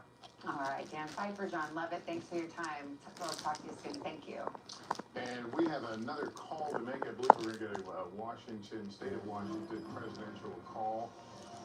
Let's see where we are. NBC News now projecting that Kamala Harris will win the 12 electoral votes in the state of Washington. Here's how it breaks down right now. A difference of about 472,000, 473,000 votes. And the road to 270, that leaves Harris with 165, 214 for Donald Trump down. Let's go to Republicans Mike Bempke, White House Communications Director under former President Trump, and Sarah Pagan, a former aide to George W. Bush. Mike, first of all, give me your thoughts here. We've had no calls in battleground states so far. Is this a matter of viewing pieces through a microscope right now to try to understand where this is going? Well, it sounds that way for the Harris campaign, but I want to stick with the vibe comment that John Lovett made. Because I really do think that what we're seeing now is this coming to fruition, this vibe versus issues election that we've had. The Harris campaign really put on the vibes, the joy, and all of that. And I think the Trump campaign tried to stick to issues, immigration, inflation, instability. If you look at the exit polls that you all have been talking about today, Yeah, Ravens we in there. see that Americans think that the country's on the wrong track. Trying to we think penetrate the your economy, walls. we were better off 4 years ago than we are today. And when you look at the way Harris tried to distance herself from What are your Biden, orders? I think this all came down to whether she'd be successful with that, and it looks like she wasn't. Hey, Mike, let me just ask you, just to bear with me for a second, because we have another projection we're going to put up here on the screen. And this is the state of Connecticut. NBC News projected that Kamala Harris will win in Connecticut when all the votes are counted. 7 electoral votes. There's the breakdown right now, about a 10-point difference between the two of them. And here's where it takes us, the road to 270. Donald Trump standing at 214. Harris now with 172 electoral votes. We'll get back to our conversation. Sarah, let me turn to you. You've heard a little bit about this memo now with this campaign memo. What do you make of it? Well, I think it's a campaign doing what it can to try to keep hope alive. Look, I don't see any good news for Democrats in these results. Donald Trump is running about a point or a point and a half ahead of where he was in 2020. And in these counties, in these blue wall counties that 75% of the vote is in. And Kamala Harris is running behind in these urban areas by 1 or 2 points compared to where President Biden performed. You look at that coupled with Donald Trump's overperformance with Hispanic voters, with young voters. I don't think they have a lot to hang their hat on. It's not over. There's votes to be counted. We should point out that these blue wall states tend to be red mirage. They go red and then they tend to go, the race narrows as these big urban areas come in later. But when you just look at the underperformance of Kamala Harris and the overperformance of Trump, it's going to be pretty hard, I think, for her to catch him. Yeah, the Harris team is saying they believe they overperformed in Philadelphia. Does that give you pause? I don't see where they're saying that. Now they're looking, I'm sure, at precinct analysis, and we're looking at a county total, so we should give that caveat. But Joe Biden got 80% of the vote in Philadelphia County, and she's not running at 80%. I think the last I looked was at 77 or 78%. So that's a pretty significant difference when a race is as close as it is. All right, Sarah and Mike, thanks to both of you. Tom Yamas has more from the big board on Georgia. Yeah, Georgia, but I also want to give this sort of a vibe check of where we are. It is still very early in the night, right? And even though people may be claiming they've won certain states yet, we still haven't called any of the battlegrounds here at NBC News. And a reminder, Harris's easiest path is to hold the blue wall. If she wins Pennsylvania, Michigan, and Wisconsin, remember, she gets to the White House. Even if she loses Georgia, North Carolina, the entire Sun Belt, she still gets there. Let's talk about Georgia, though. Let's find out where we are there in the Peach State. Still too close to call for NBC News right now. 91% of the vote is in, but let's talk about where the vote remains. Look at, okay, the giant circles, remember those giant bubbles? That's the vote that still is outstanding. We're still waiting on this vote to be counted. And we know the exact number, or we can estimate the exact number. We think it's going to be about 487,000 votes. There's still almost 500,000 votes out in Georgia. Still up for grabs here. Let's make some comparisons here. Remember, I told you Harris has to drive the vote in the Atlanta metro area. 50% of the vote is going to come from this area right here. First county, Cobb County, she's performing just like where Biden is, slightly better. Fulton County, performing a little bit lower, but slightly. There's still 7% of the vote out in Fulton, where Atlanta is exactly. Gwinnett County, 80% in. Look, she's holding the same marks of where Biden was. She's overperforming in Douglas County as we move further south. Look, she's almost exactly where Biden was all around the ring counties of Atlanta. That's good news, and overperforming in Rockdale County. But if Democrats wanted to expand the map, we're not seeing that tonight. A place like Cherokee, we're going to see if they can make inroads there, just north of Atlanta. It touches those ring counties.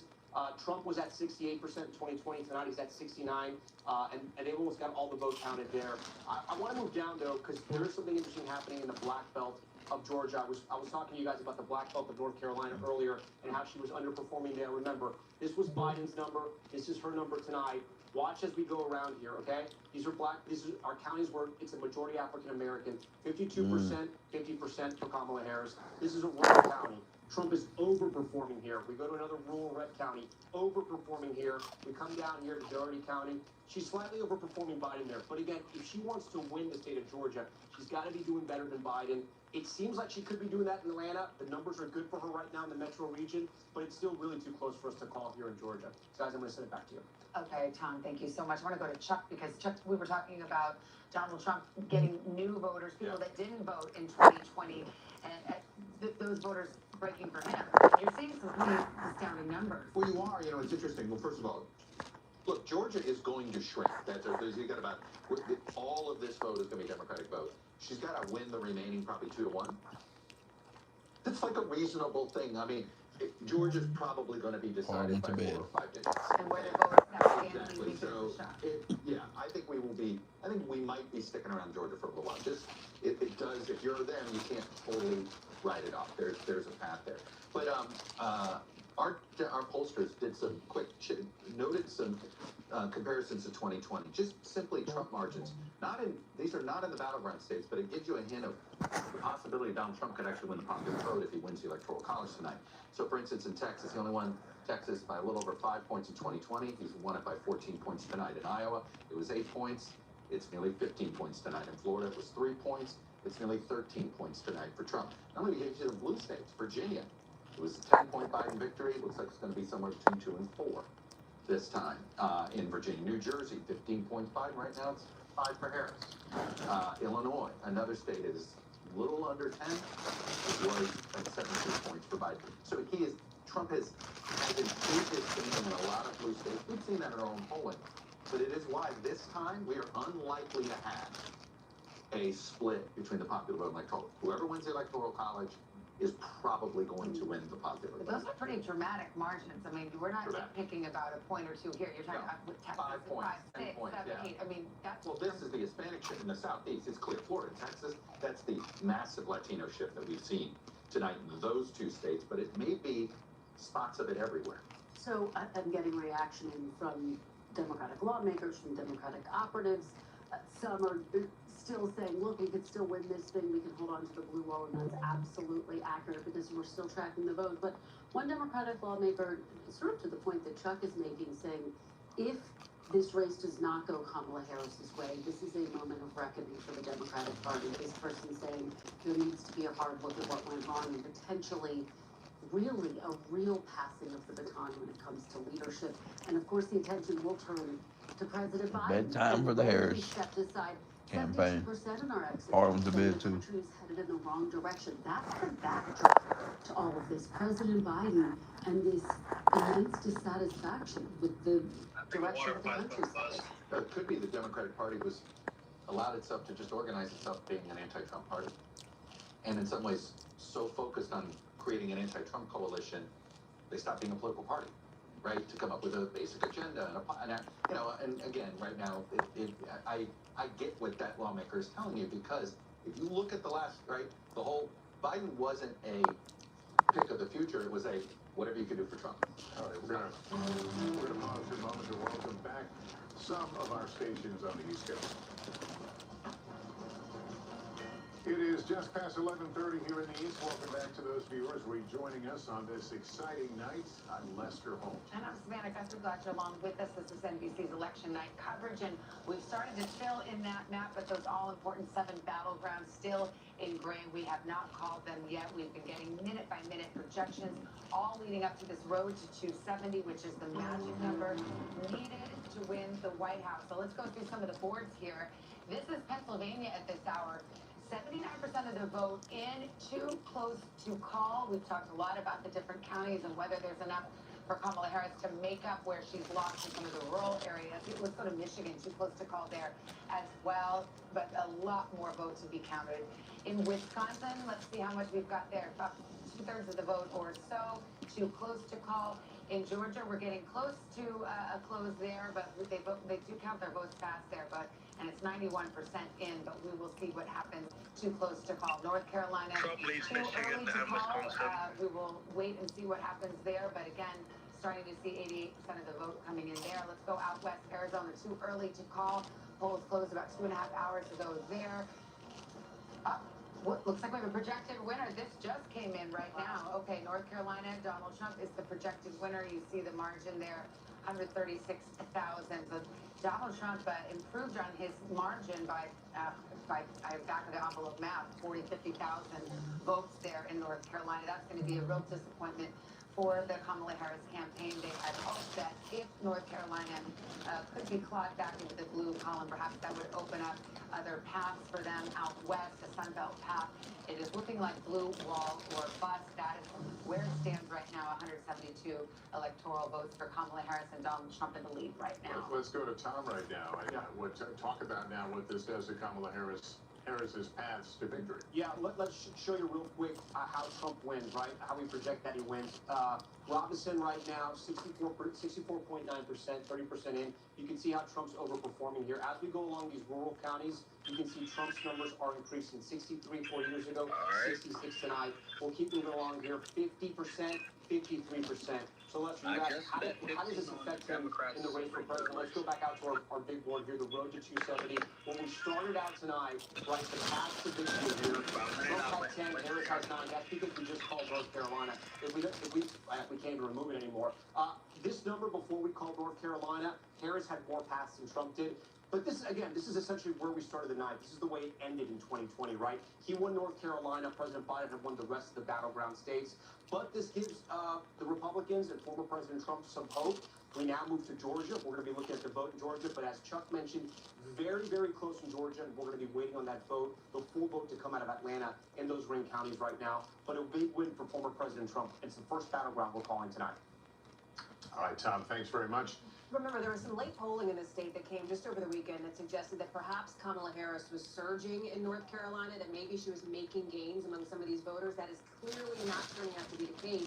That said, you've seen the reporting from her campaign that they are looking at the all-important blue wall. Of course, the question is, if Georgia goes, and you and Chuck were just talking about Georgia, but if Georgia does end up in the red column, it is Pennsylvania, Pennsylvania, Pennsylvania. Well, to that point, the Secretary of State in Georgia, Bob Raffensperger, who people are familiar with from the last election, has said on the record that Trump has an insurmountable lead in Georgia with the number of votes outstanding. So he's the Secretary of State. I think he knows what he's speaking of, but we will continue to watch.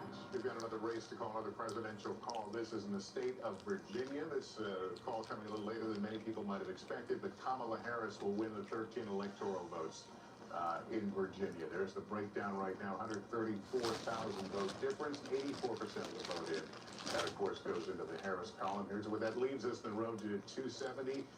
Trump with 230 now, 40 from his goal.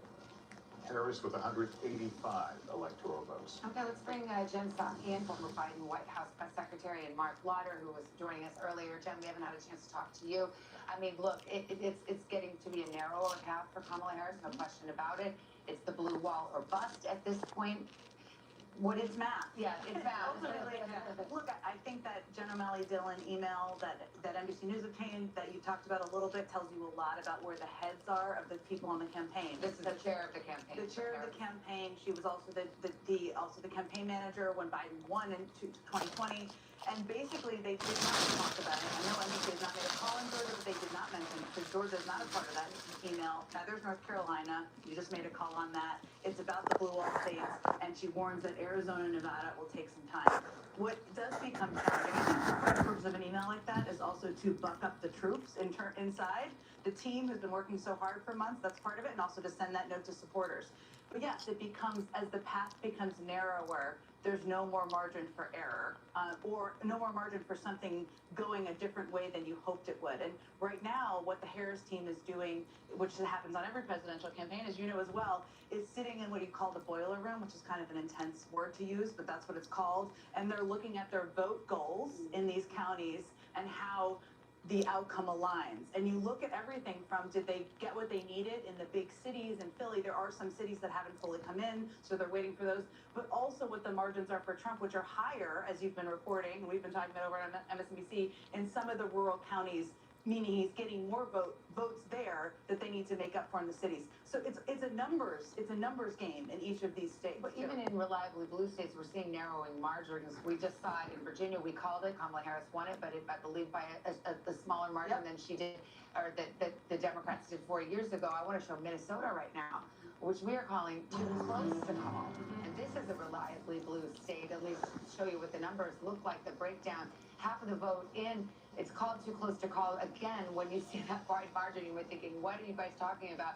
It's because our decision desk is crunching the numbers. They know where those votes have come from, whether they're reliably Trump districts or reliably in Kamala Harris or a Democratic area of the state. And on that basis, they're saying too close to call. Does that surprise you?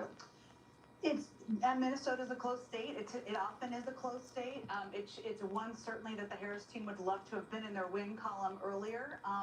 But again, I think for them, what becomes harder and harder. Damn, they canceled Kamala's event and sent it by home. It becomes narrower and narrower and narrower, and that's a bit where they are By the at way, this moment. the sitting governor, Tim Walz, on the ticket.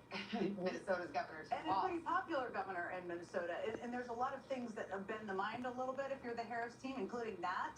I don't know that they're overly worried about Minnesota, but certainly, yes, would have liked to have that and Virginia in their win column earlier. I've heard a lot from people on the left who have asked over the last several weeks, how can this be a tie? What's your answer? I would have asked the same question. I mean, I think obviously under the same scenario. because obviously with the economy, with the 2/3 of the American people who think the country's on the wrong track on the immigration, like all of the issues in kind of general polling would suggest that this would be a runaway for the Republican or for the non-party in power. The fact that it's not, I think there's obviously a lot of. Do you think if any other Republican were on the ticket, you'd have a much greater margins in terms of a Republican victory?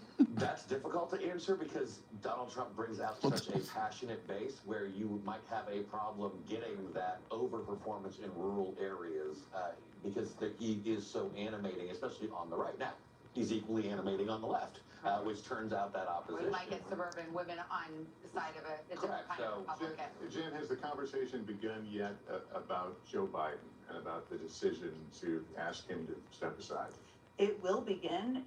It will begin depending on the outcome. And obviously, there hasn't been a race called yet. If this is not a Harris win, that will certainly be part of the discussion. She's run a campaign over the course of 107 days. That is not something we've seen in history, and there'll be lots of questions about exactly that, the timing, and the impact of that. Well, Chuck was bringing up the history. I mean, in terms of vice presidents trying to win the presidency with a unpopular president, he said it's bordering on politically impossible. And this gets back to something that we talked about. The favorability rating for President Biden is low, and you look at some of these numbers on how people feel about the country right now, and about 3 in 4 Americans in the exit polling say they feel angry or dissatisfied.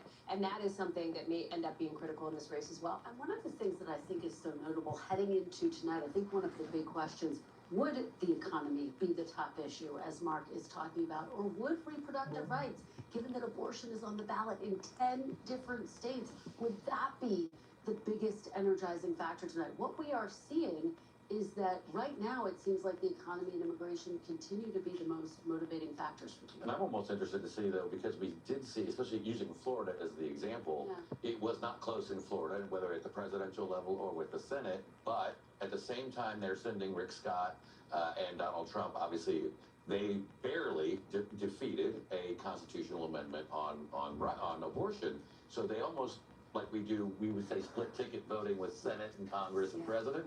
They kind of split their ticket going, no, I don't like this, but I do like that. And that's not something that is captured necessarily, because polling doesn't function this way in polling about abortion rights, right? That there are people who could vote for Trump and also vote for protecting abortion rights. Arizona is another interesting state to watch on that front, as you know, Arizona native, because I talked to Senator, or maybe we'll see, Congressman Gallego the other night, and there are people who could be Gallego, Trump, abortion rights voters, which bends the mind a little bit, but that's where maybe we don't entirely understand how the electorate comes down on these issues. Well, maybe people maybe it's not for them. neatly categorized as political journalists would like to believe. Yes, that's true. Well, we're just moments away from midnight here on the East Coast. What are you guys doing tomorrow? I'll tell you what you're doing. The battleground states, they have not been called yet. Stay with us. We will be right back after a quick break.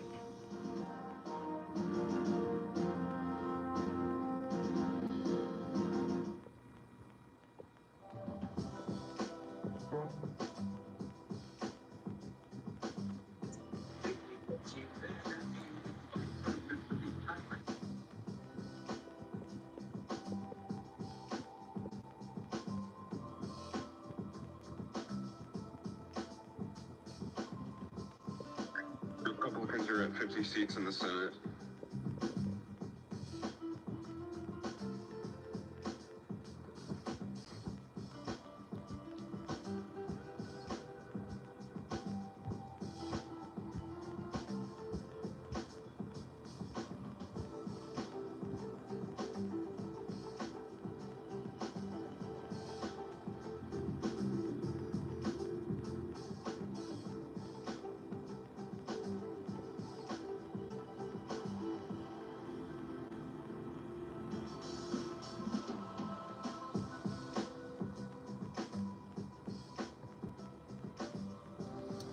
Get Par in here. Good God. What a bitch.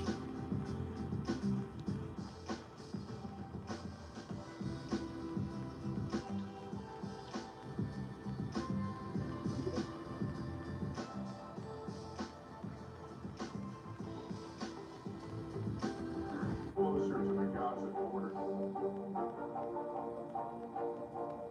The story is resilience and hope.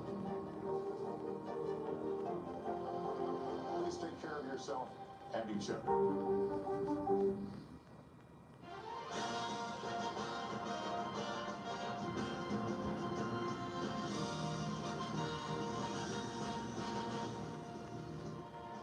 Well, election night is about to be election morning as we creep up on midnight on the East Coast. Glad you're with us.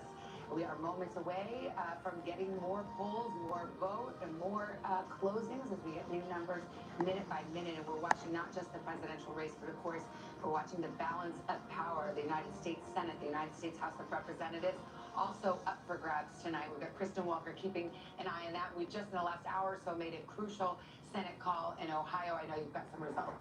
Absolutely. So we called Ohio for the Republican. Let's head over to Pennsylvania. Just as we await the presidential results in the great state of Pennsylvania, so too we are waiting for the results of this very close Senate race. Too close to call. Senator Bob Casey looking for re-election against Dave McCormick. 81% reporting right now. Now let's head over to Wisconsin, where we have Tammy Baldwin looking for another term. She is trying to fend off a challenge from Eric Hufty, businessman Eric Hufty. Let's head over to Montana now.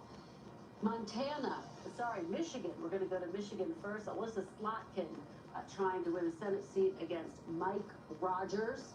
This race also too close to call. And now let's go to Montana. This is one of the seats that Republicans are eyeing as a potential pickup. John Tester looking for a fourth term against Tim Shee. This race too early to call. Let's take a look at the map.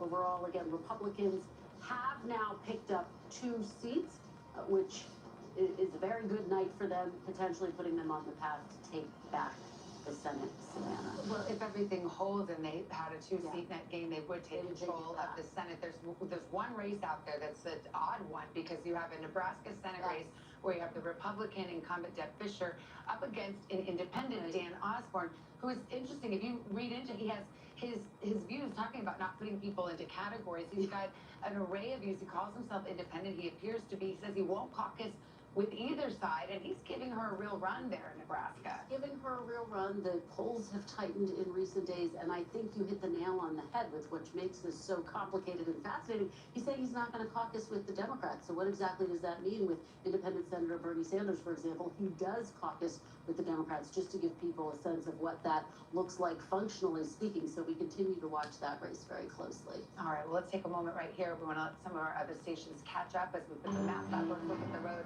to 270, and we will wait a few moments and let some other stations join us.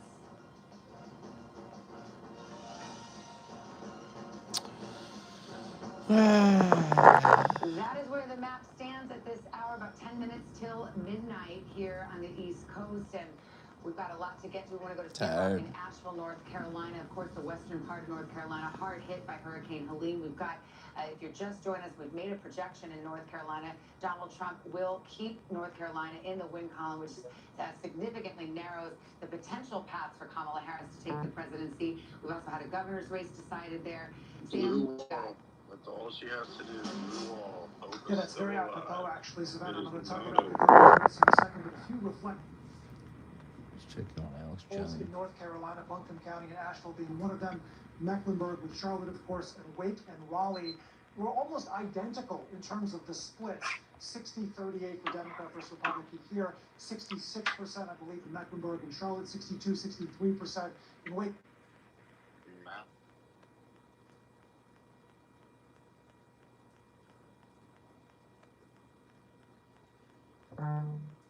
And now join Rumble Premium. You just heard maybe in full floors at Rumble Premium. I know that Alex Jones has a lot, we don't know what's going to happen after next week, but the water's warm.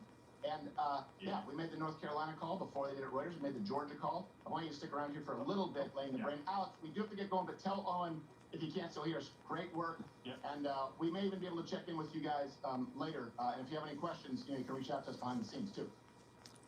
Absolutely, and just want to say great job with your investigative team. Winning this election, you guys have done just as good as James O'Keefe, and he's always been the North Star. We're not in competition, we're all the same team, but incredible job with all your support, everybody else. And I love working with you, and I love your crew. This is a historic moment, so thank you so much. Thank you very much, Alex. We appreciate it. Alex Jones and Owen Troy, everybody. All right, now, I'm going to stop here for a moment. I want to focus here and think about what I'm going to say. So let's just air a InfoWars Lives Forever promo and just something else, because this is so historic. I know what I'm going to say. This is a big deal, and that's what I do, is I call it when I see it, and I'm going to just say it, okay? So just air a couple little promos or something, and then get that Elon Musk clip where he says there'll be no country, no election after this. If Trump doesn't get in, so get out there and vote. I'm gonna play that clip. You can't play that enough. It's so important. That's clip 11. I think that's from yesterday. Elon Musk, if Trump doesn't win, I think this is the last election. That's how close we've come in. It's not 100% because afterwards. God knows, but I'm going to think about this for a few minutes. I'm going to come back with Owen Schroyer and Harrison Smith and give you some critical analysis. I'm just going to tell you what I think is really going on here. So stay with us, let everybody know, and people you don't know, and share that link on your text message, your email, everywhere else now that history's happening. Go to Real Alex Jones on X and share the live feed with the tens of millions of folks tuned in. Stay with us. We are unified by our spirit that God made, and our connection to the Creator and the universe and our children. And this is the genesis point of the new revolution of information. I will always believe, and I will always say in public, that Alex Jones is the most extraordinary person I've ever met. I'll tell you, that guy is right about a lot of shit. Alex Jones has been right a lot of times. Alex has been right on for over a decade. Fluoride, just like Alex Jones was saying, not good. It's crazy. The real war's here with the globalists and Soros and Obama and the New World Order and BlackRock. They've declared war on us, and we accept the challenge. We're taking the country back. AlexJones.network is tomorrow's news today. InfoWars should be shut down in just a few weeks. Regardless, the fight continues at AJN Live on X, the Alex Jones Network. If the globalists think they're going to shut us down, we've got another thing coming. The Second American Revolution continues on at AJN Live. Follow me there now for news updates and critical intel as we restore our republic.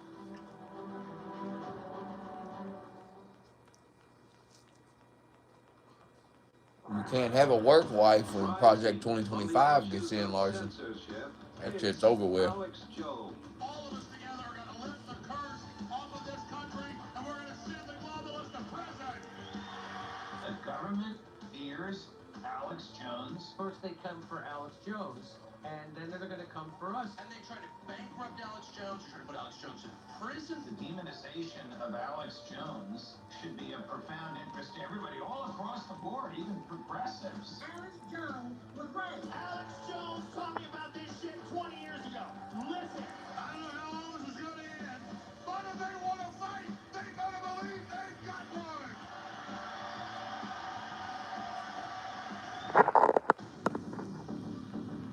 The Alex Jones Network is tomorrow's news today. Wake up.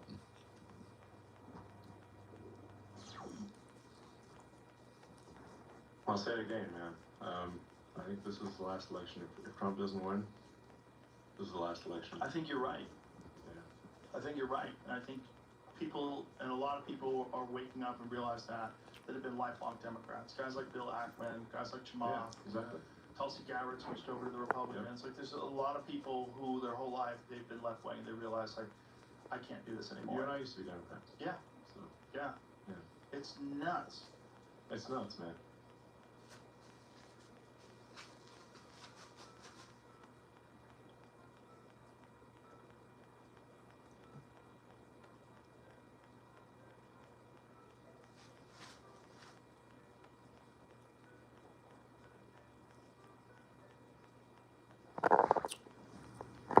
Well, let's go to bed so we can wake up in the morning and it's like, wait, what?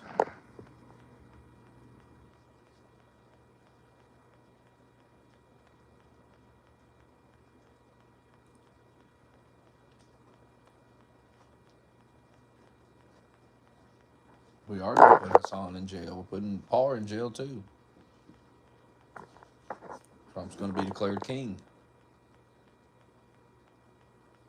3% in weight. That's almost all over the Atlanta metro region. This is where Democrats are going to run up the score. This is where their base is, where they've been able to expand. So, and you're going to be crying, Par. Your ass is going away. To be tortured and re-educated in a camp somewhere. And if you can't come around to supporting Trump and kneeling to him as your king, just fucking stay there. Live your life there. We're done with you. Has won this election. I claim that Biden the puppet had won Arizona. That was a lie. We're not jumping the gun. The polls are closed. This isn't going to affect things. But we've seen massive fraud. We know in key states like Nevada, they say for 3 days after they're going to take non-postmark ballots. That's insane. We know illegals voted. We know unprecedented fraud they got caught in. But I'm going to say it right now. Trump, despite all the fraud, is the winner because Owen already went over the political numbers and crunched them. And Crowder's got a bunch of experts in there as well, and they looked at it. They're not going to call it yet, but she doesn't have the votes now, and things are collapsing fast, and states that weren't even in play are now in play. 99% chance Trump is the winner, and what Owen keeps saying is this: as soon as it's clear, as soon as Pennsylvania goes, he's going to.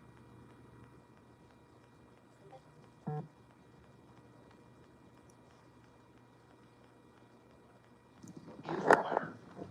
He was the winner 4 years ago, but this landslide was so big, the fraud did not stop it. And it looks like, despite all the fraud, it's still going to be a big win. Owen, you're doing an excellent job. You and Harrison lay out the latest numbers now at exactly 12 midnight Eastern, 11 p.m. Central, 10 p.m. Mountain, 9 p.m. Pacific. Owen Schroeder.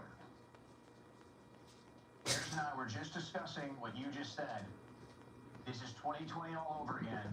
Trump needs to come out and declare victory right now because I'm telling you, Alex, I can feel it. They're going to start stuffing the ballots in Philadelphia if he doesn't declare victory. They're going to start stuffing the ballots in Atlanta if he doesn't declare victory. It's their only hope. The numbers do not add up.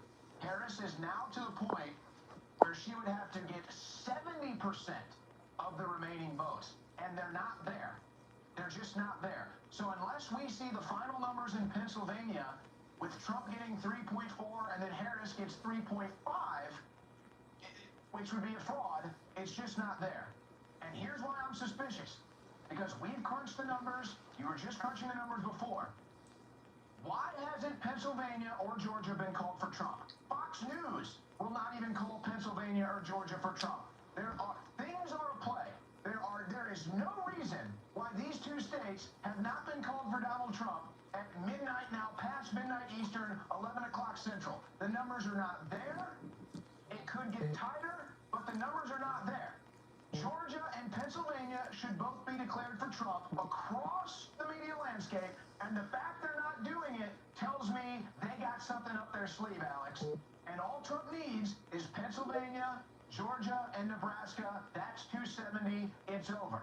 Now, aside from that, Michigan and Wisconsin are starting to trend towards Donald Trump, and the Senate races are now starting to move in the favor of Republicans. So now you're looking at a potential +5 in the Senate for Republicans. I'm telling you, major things are afoot. I hope the GOP, the RNC, Michael Watley, Laura Trump, a team of lawyers are watching what's going on in Milwaukee, Detroit, Philadelphia, and Atlanta. Because this is big. Not only the presidential election, but the Senate seats are up as well. Minnesota's going blue. That looks like a done deal. But right now, Wisconsin and Michigan are in play, and the Senate seats are in play as well. But the Senate seats we get should have Pennsylvania. They have declared Ohio. They have declared West Virginia. Montana looks good. The Republicans are taking the Senate. That's a done deal. But this is outrageous, Alex. This is outrageous. Unless Kamala Harris gets 70% of the remaining vote in Pennsylvania and 80% of the remaining vote, maybe 90 in Georgia, which is impossible, not going to happen, not possible numbers, these states are over. And the fact they won't call it makes me feel like we're living 2020 all over again. Trump needs to come out, declare victory, put the numbers on the screen. What happened last time? After the election, we started showing the numbers. After the election, when nobody's watching anymore, the average American is paying attention right now. The average American is watching the election right now. Trump and his team need to come out with the same numbers that everybody has access to and say, here's the chart. Kamala Harris hasn't gotten 70% returns in 5 hours. If she gets them now, it's fraud. In Georgia and in Pennsylvania, show people the numbers, declare victory, stop this deal before it happens. You win Nebraska in the next hour, that's 270. I don't want to live 2020 all over again, and then anything after that is pie, but you need to be watching these states as well, because these Senate seats are up as well. And now with returns in Arizona and Nevada coming in, I mean, the Senate could swing majorly for Republicans, but let's just focus on Georgia and Pennsylvania. Well, hey, sorry to interrupt, but just breaking, Secretary of State Brad Raffensperger in Georgia said in an evening election day update he believes Donald Trump will take Georgia's 16 electoral votes, saying the lead is insurmountable with the number of votes outstanding. So the media might not be calling Georgia, but the Secretary of State Brad Raffensperger has essentially called the state for Trump. So that's the reason Trump could claim victory in Georgia, regardless of what the media says. The Secretary of State has done the math. 90% of ballots counted. He's leading by more than 142,000 votes. It's over. He has won. It's over. Yeah. Guys, give me Pennsylvania real quick. Hard, get in here. We got any hands back there? Well, nonetheless, virtually the same thing. Is this live? I think that was him making the statement. Very 15 minutes ago. Okay. Well, the exact same phenomenon in Georgia is going on in Pennsylvania. The numbers are insurmountable. Yep. They're coming in virtually even right now. Really, they're coming in about even. Trump has a 200,000 vote lead, and with every vote that that comes in, with every tranche of votes that come in, it lowers Harris's chances. I mean, they're basically 1% right now. Yeah. Okay. So again, the numbers in Georgia are simply insurmountable. This is over 100,000, as you can see here. 93%. Okay. So Kamala Harris would now have to get 90% of the remaining votes. And if you go to DeKalb County, go to Fulton County, they're just not there, folks. They're just not there. You're already 93% in Fulton. Now give me DeKalb. And DeKalb's one they're worried about because that's a Democratic stronghold and they're taking forever to count the votes. But again, Brad Raffensperger, Secretary of State, just gave a statement where he said it's over. So the numbers are not there. The numbers are just not there. There you go, 90% in there. The numbers are just not there. So, I mean, again, if they're setting it the same thing up. Go ahead. All right, Owen, let me stop you for a moment. Brian Krasenstein, thing one, or is he thing two? Democrat Party operative just said Elon Musk won this for Trump. That's the tweet. Yeah, they're even beginning to capitulate. This is incredible. I hope they don't shoot down Trump Force One with an surface air missile or something like that. Now we're going to see the aftermath of this, but it's coming in now. And so I don't see how they turn this around. Harrison and Owen, and then Candace Horvath, popular podcaster, give us your take on this historic moment. I don't want to say it's 100% the bag, but it looks like it is right now. I know I don't want to celebrate too soon, but oh my gosh, a lot has changed since I took a break and came back, and so exciting. I'm so proud of North Carolina for going red. I am a tiny bit concerned that Georgia seems to have stalled a little bit, and I agree we need to call it because we don't want any shenanigans to happen. But yeah, I didn't see it flipping that fast with all those seats. We were like on the edge of our seats just like an hour and a half ago saying what was going to happen then, how much he needed to take Virginia, and I'm here for it. This is amazing. Let's go back right now, folks, to the live feed of the Harris HQ. They don't look too happy. Here's live footage. I mean, a few folks are still dancing around, but other people look really concerned right now. Oh my goodness. She's worried. I mean, I see a few people still, let's pipe in the audio if we can. I guess they got music going in the background. Never see Democrats with American flags unless they try to fool people, but we got some here. Still some dancing going on, but people... We love World War III. We love human smuggling.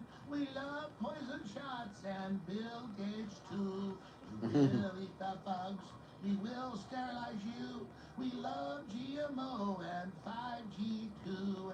La la la la la la la la la la.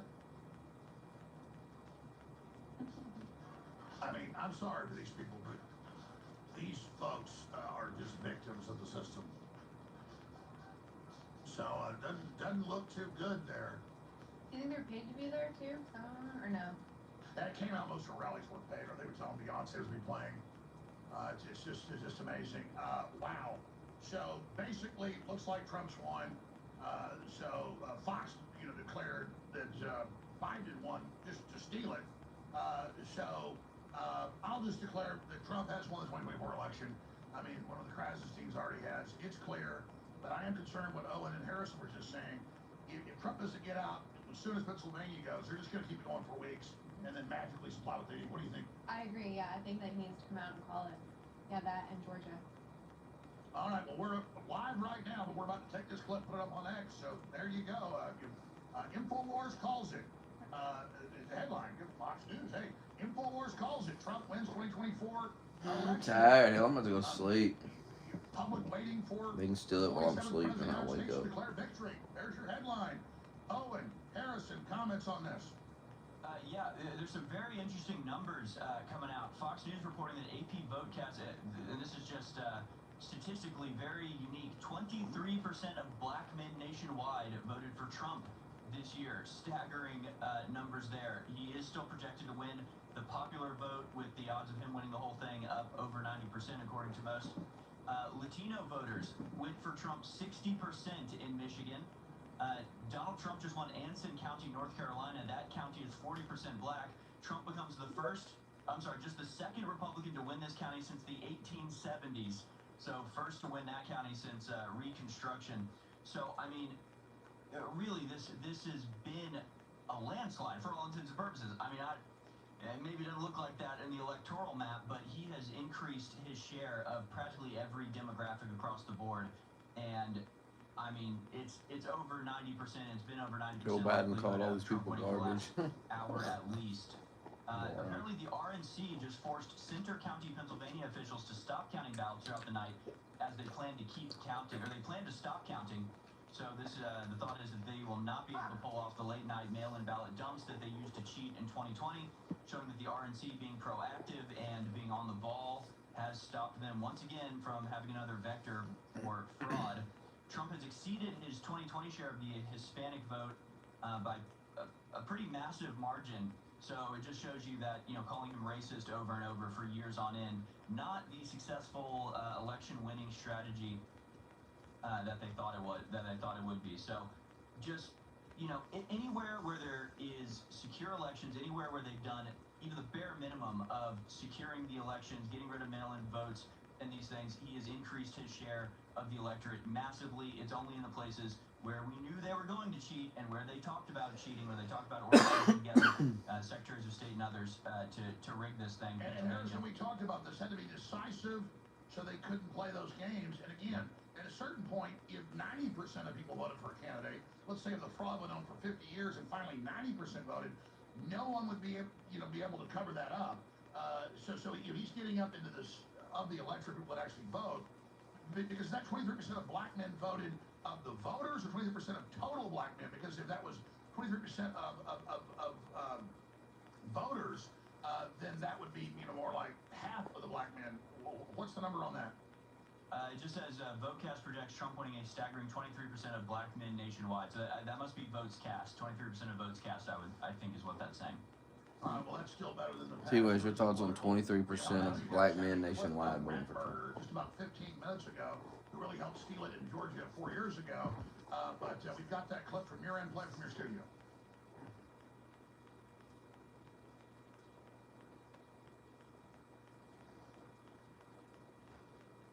All right, let's stop there. The crew wanted to play it from the other studio, which I didn't want to do. We have the clip over here. We'll play that clip, but I'm going to take this big announcement right now, and we are going to put it out on X. The last 10, 15 minutes we just talked about, that is so important. Candace Warmack is our guest. We're going to get Roger Stone, General Flynn, and so many others popping in here tonight. Also, we have an X Spaces going. We're going to get there and be taking your comments there. Pennsylvania was going to Trump.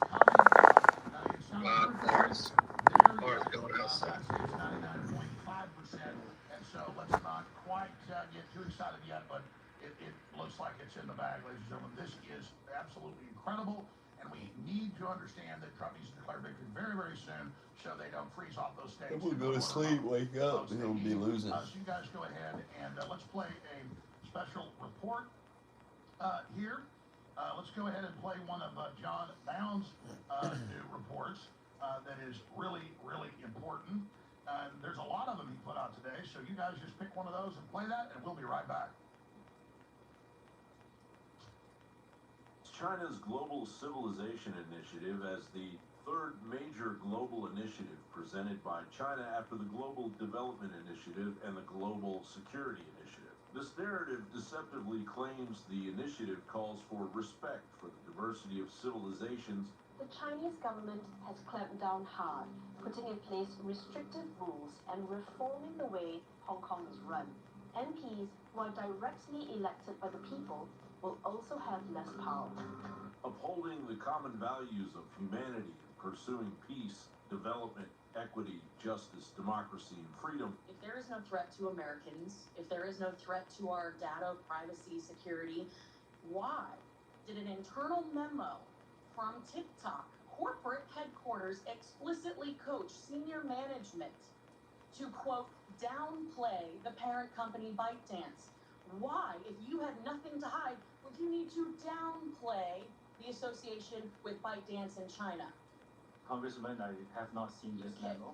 And promoting robust trust international people-to-people exchanges and cooperation. Hunter Biden's business associates sent over $1 million to 3 of their family members. Any reaction to that report? House Oversight says they've got bank records showing a Chinese energy company paying 3 Biden family members through a third party. What were they paid for? Well, I'm just not going to respond to that from here. He's telling us that he paid around $11,000 to complete the strip that's either paid to a cartel or different human smuggling groups. But he just arrived here in Texas, once again, just highlighting that this sector is leading the nation in those illegal crossings from Chinese nationals. The emerging BRICS countries quickly fell in line behind President Xi's illusion. I totally agree that the world order, the way it is built today, doesn't make any sense. That is not in line with the economic powers like India, Brazil, or Germany. You know that they don't have a massive role in the international order. But to me, the big question is: so how we're going to go through this transformation? It cannot be gradual. It has to be driven by a certain shock that will happen. We have lost a large part of humankind to the pandemic because we were all selfish. We were not willing to share. We were not willing to use the global institutions to deliver responses to different parts of the world. We have lost people. Now, how much more bloodshed do we need to understand that the transition is upon us? South African President Cyril Ramaphosa said that he fully agrees with Xi's initiative. South Africa is grateful to the People's Republic of China for its support throughout the pandemic, and particularly for working to ensure that Africa has greater access to COVID-19 vaccines.